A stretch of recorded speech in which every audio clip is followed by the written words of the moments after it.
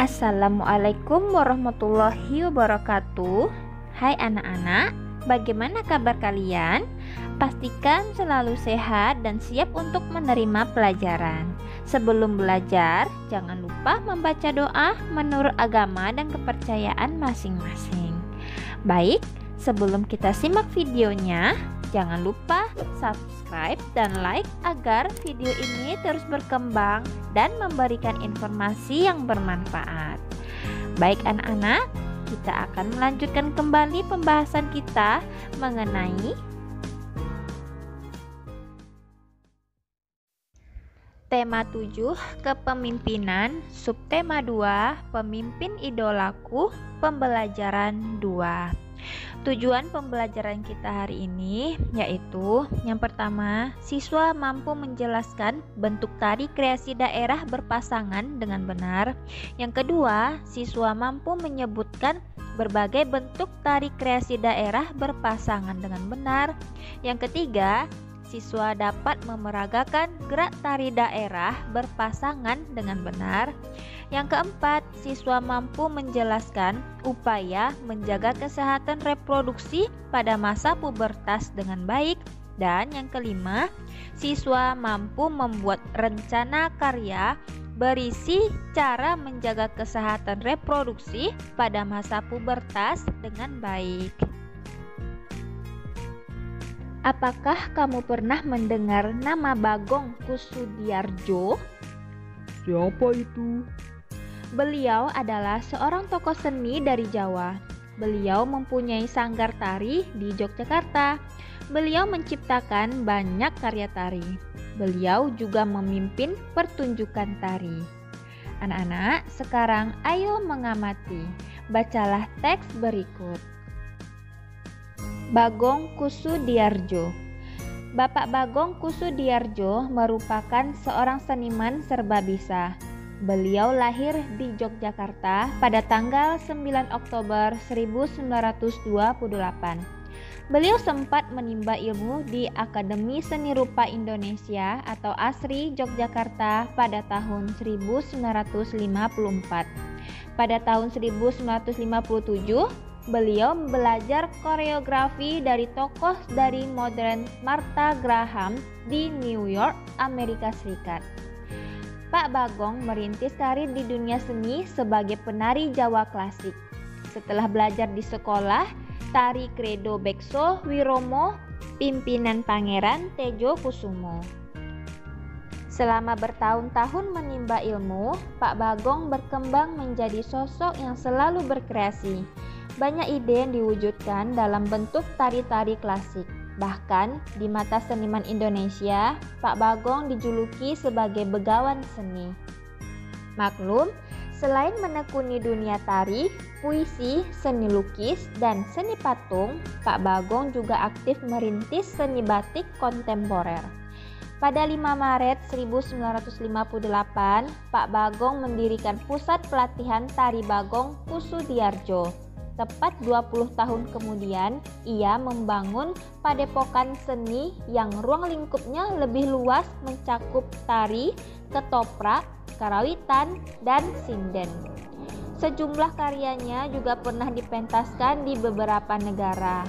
Atas kesetiaan terhadap dunia seni, Pak Bagong mendapat anugerah Karya Cipta Putra Bangsa dan penghargaan dari Sri Paus Paulus VI. Namun, pada Selasa 15 Juni 2004, Pak Bagong Kussudiardja meninggal dunia. Jenazah koreografer kondang berusia 76 tahun ini disemayamkan di Padepokan Tari Bagong Kussudiardja dan dikebumikan di Dusun Sembungan, Gunung Sempu, Kasihan, Kabupaten Bantul. Anak-anak, sekarang ayo menulis. Kamu telah membaca teks Bagong Kussudiardja. Sekarang mari kita bahas pertanyaan berikut ini. Nomor 1. Tuliskan informasi-informasi penting mengenai Pak Bagong Kussudiardja dari teks bacaan Bagong Kussudiardja. Gunakan kosakata baku. Jawabannya, Bagong Kussudiardjo, seorang seniman serbabisa, lahir di Yogyakarta tanggal 9 Oktober 1928. Selanjutnya, belajar di Akademi Seni Rupa Indonesia atau ASRI tahun 1954. Belajar koreografi dari Martha Graham di New York, Amerika Serikat.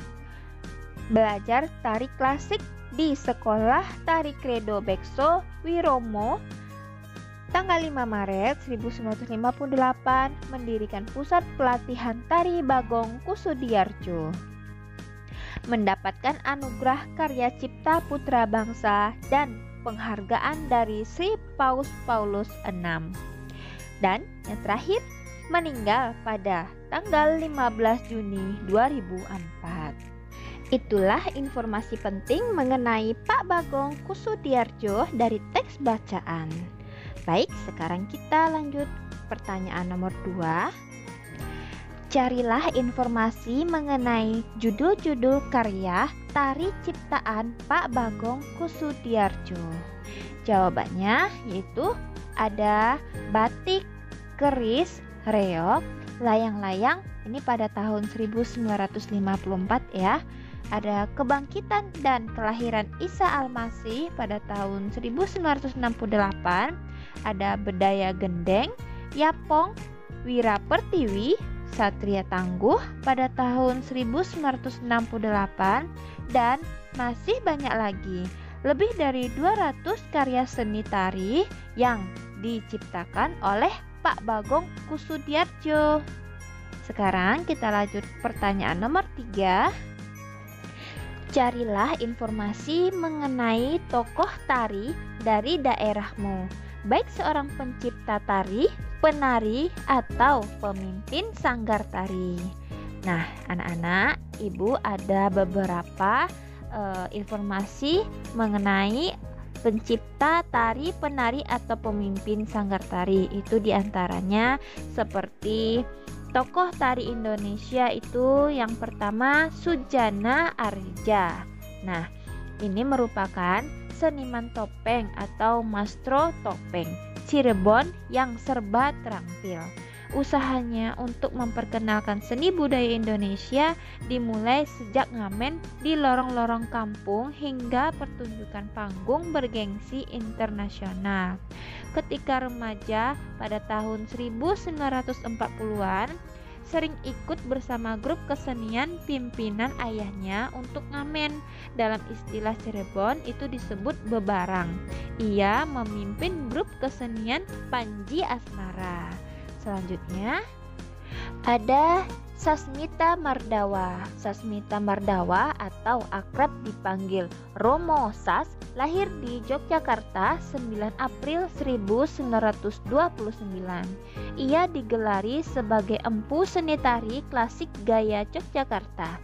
Dia menghadirkan nuansa tersendiri dalam dunia tari klasik Indonesia, khususnya dalam pengembangan tari klasik gaya Yogyakarta.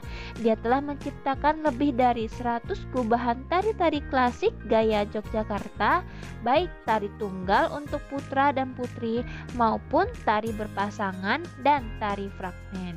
Selanjutnya ada Didik Ninitowo. Didik Ninitowo terlahir nama Kwe Chun Lian, lahir di Temanggung, Jawa Tengah 13 November 1954. Didik dikenal sebagai penari, koreografer, komedian, pemain pantomim, penyanyi, dan pengajar. Koreografi tari ciptaan Didik yang pertama dibuat pada pertengahan tahun 1971 diberi judul Tari Persembahan, yang merupakan gabungan gerak tari Bali dan Jawa. Selain diangkat menjadi dosen di ASTI, ia juga diminta jadi pengajar tata rias di Akademi Kesejahteraan Keluarga atau AKK Yogyakarta. Selanjutnya ada Cece Sumantri, seorang pelopor tari kreasi Jawa Barat. Cece lahir dengan nama RD Rusdi Sumantri Diputra, meniti karirnya sebagai penari tayuban. Kemahiran ini dikuasai berkat ketekunannya mempelajari berbagai jenis tari dan bahkan pencak silat. Masa jayanya ketika ia memimpin perkumpulan Rinenggasari pada tahun 1958 sampai 1965. Sampai tahun 1963, ia menyumbang sekitar 44 karya tari. Penerima tanda penghargaan Piagam Wijaya Kusuma pada tahun 1961 itu mengabdikan diri pada seni tari Sunda sampai akhir hayatnya. Bapak Bagong merupakan seorang tokoh tari daerah. Tari daerah dapat ditarikan secara tunggal, berpasangan, atau kelompok. Berikut contoh-contoh tari daerah yang ditarikan secara berpasangan. Ayo mengamati. Tari daerah berpasangan, terdapat berbagai jenis tari di Indonesia. Ada tari daerah dan ada pula tari kreasi modern. Berdasarkan banyaknya penari yang menarikan, ada tari tunggal, tari berpasangan, dan tari kelompok. Berikut beberapa contoh tari daerah berpasangan. Yang pertama yaitu tari piring. Tari piring merupakan tarian yang berasal dari daerah Minangkabau, Sumatera Barat. Pada zaman dahulu, tari piring dipentaskan pada saat panen sebagai ungkapan rasa gembira dan syukur. Sesuai perkembangan zaman, saat ini tari piring dipentaskan pada acara-acara penting seperti acara pernikahan. Tari piring dibawakan dalam bentuk tari berpasangan putra dan putri yang terdapat dalam sebuah kelompok pementasan. Yang kedua adalah tari serampang 12. Tari serampang 12 merupakan tari yang terkenal di daerah Melayu seperti daerah Sumatera Utara atau Melayu Deli, Sumatera Barat atau Ranah Minang, dan Riau Pekanbaru. Tari serampang 12 merupakan tari pergaulan yang ditarikan secara berpasangan sejenis atau putra dengan putri. Tari serampang 12 diciptakan oleh Sauti pada tahun 1940-an. Tari serampang 12 terdiri atas 12 pola gerak, pola edar, dan tata urutan yang didasari oleh gerakan yang ada dalam tari Melayu seperti tari Mainang, tari Ranggeng Melayu, dan tari Zapin. Selanjutnya yang ketiga adalah tari payung. Tari payung merupakan tari pergaulan yang dibawakan secara berpasangan. Tarian ini dibawakan oleh sepasang muda-mudi dan menggunakan perlengkapan payung. Payung lebih banyak digunakan oleh penari laki-laki, sedangkan penari wanita mengekspresikan gerakannya dengan permainan selendang. Busana penari pria berupa satu setel baju kecak musang, kain saping, dan tanda atau songkok. Busana penari wanita meliputi satu setel kebaya labuh, kain songket, ikat pinggang, dan selendang. Yang keempat adalah tari legong. Tari legong dimainkan oleh dua orang penari perempuan. Oleh karena merupakan tarian ritual persembahan, legong dahulunya hanya boleh ditarikan oleh gadis yang belum pernah menstruasi. Namun, seiring pergeseran fungsinya, sekarang sebagai media hiburan, aturan tersebut sudah ditinggalkan. Penari legong selalu membawa kipas sebagai alat bantu. Selanjutnya, yang kelima adalah tari janger. Tari janger merupakan tari tradisional asal Bali dan dipentaskan oleh 10 orang yang terdiri atas pasangan muda-mudi. 5 penari pria disebut kecak dan 5 penari wanita disebut janger. Para penari menari sambil menyanyikan lagu janger secara bersahut-sahutan. Tarian ini mengangkat kisah atau drama tentang Arjuna Wiwaha, Sunda Upasada, dan lain sebagainya.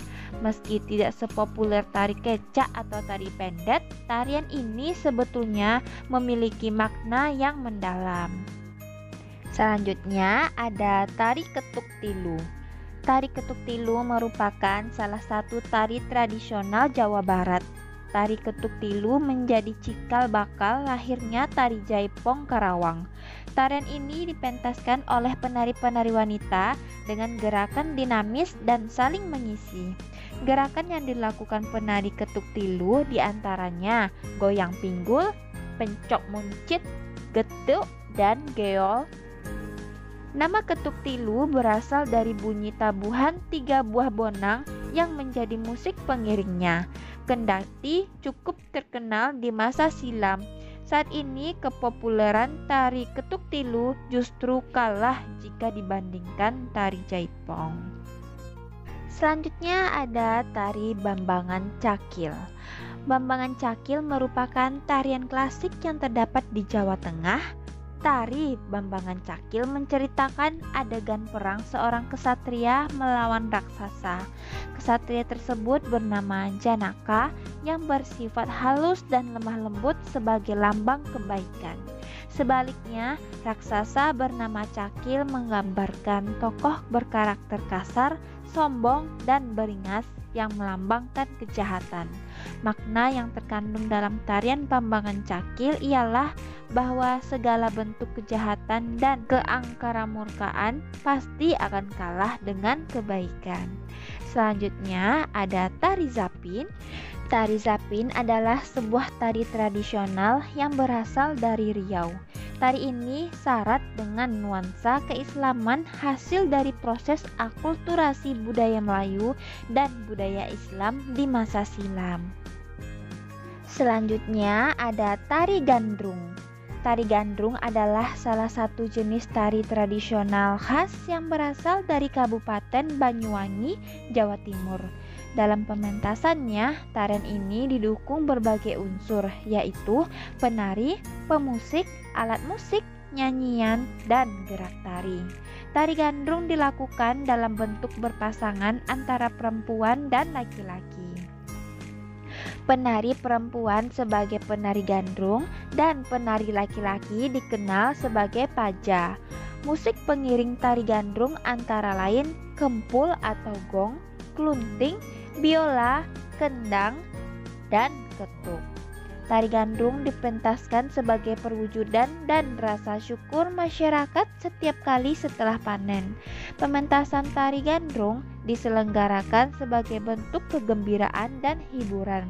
Tari gandrung ini akhirnya menjadi ciri khas seni tari Banyuwangi, sehingga menjadi maskot kota Kabupaten Banyuwangi. Dan yang ke-10 terakhir ini adalah tari Golek Menak. Tari Golek Menak adalah tari klasik yang lahir dari Keraton Yogyakarta. Tarian Golek Menak diciptakan oleh Sri Sultan Hamengkubuwono IX dan pertama kali dipentaskan pada sekitar tahun 1941. Tarian ini juga dikenal dengan sebutan tari Beksa Golek Menak atau Beksan Menak. Ide gagasan penciptaan tari Golek Menak berasal dari pertunjukan wayang golek. Nah, anak-anak, itulah beberapa tari yang dilakukan secara berpasangan. Anak-anak, gerak tari berpasangan dapat dilakukan antara laki-laki dan perempuan, perempuan dan perempuan, atau laki-laki dan laki-laki. Namun, dalam pelaksanaannya tidak selalu hanya 2 orang penari yang menarikan.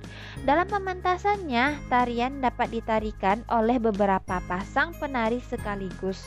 Peran tiap penari berbeda-beda, tetapi masing-masing penari berperan serta untuk menghasilkan sajian tari yang terlihat indah dan harmonis. Tarian yang panjang dan gerak tari yang bersemangat dapat menyebabkan penari berkeringat banyak. Iya, betul. Oleh karena itu, para penari sangat memperhatikan kebersihan badannya. Kita juga harus menjaga kebersihan badan. Remaja yang sedang dalam masa pubertas biasanya banyak beraktivitas. Kelenjar keringat dan kelenjar minyak juga lebih aktif akibat pengaruh hormon. Apabila kamu tidak memperhatikan kebersihan badan dan pakaian, tentu akan menimbulkan masalah bagi kesehatan dan dalam pergaulan bersama teman. Anak-anak, sekarang ayo berdiskusi. Bersama orang tuamu, diskusikan cara-cara menjaga kesehatan reproduksi pada masa pubertas.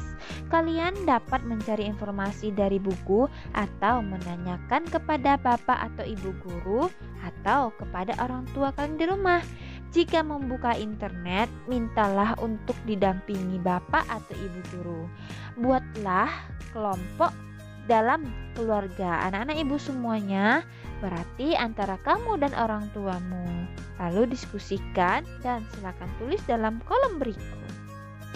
Anak-anak, berikut jawabannya. Cara menjaga organ reproduksi: yang pertama, pakai handuk yang lembut, bersih, tidak berbau atau lembab. Yang kedua, memakai celana dalam dengan bahan yang mudah menyerap keringat. Yang ketiga, hindari bertukar pakaian dalam dan handuk dengan orang lain. Selanjutnya, pakaian dalam diganti minimal 2 kali dalam sehari. Selanjutnya, bagi perempuan, sesudah buang air kecil, membersihkan alat kelamin sebaiknya dari arah depan menuju ke belakang agar kuman yang terdapat pada anus tidak masuk ke dalam organ reproduksi. Dan terakhir, laki-laki dianjurkan untuk sunat atau khitan agar menurunkan risiko kanker penis. Ayo berkreasi. Coba buatlah rencana karya berisi cara menjaga kesehatan reproduksi pada masa pubertas. Kerjakan bersama orang tuamu. Kamu dapat membuat poster atau buklet sederhana. Tuliskan rencana karya yang akan kamu buat dalam bentuk seperti berikut. Anak-anak ibu ada contoh seperti kesehatan reproduksinya. Di sini ibu membuat sebuah poster mengenai cara menjaga kesehatan reproduksi pada masa pubertas, dan rencana karyanya yaitu jenis karyanya adalah poster. Bahan dan alatnya yaitu ada kertas karton, pensil warna, krayon, spidol, gunting, lem penggaris, gambar clipping. Dan isi dalam karyanya yaitu tulisan tentang cara menjaga organ reproduksi. Cukup sekian pembelajaran dari ibu. Mudah-mudahan kalian semua paham. Tunggu video pembelajaran selanjutnya ya. Terima kasih. Wassalamualaikum warahmatullahi wabarakatuh.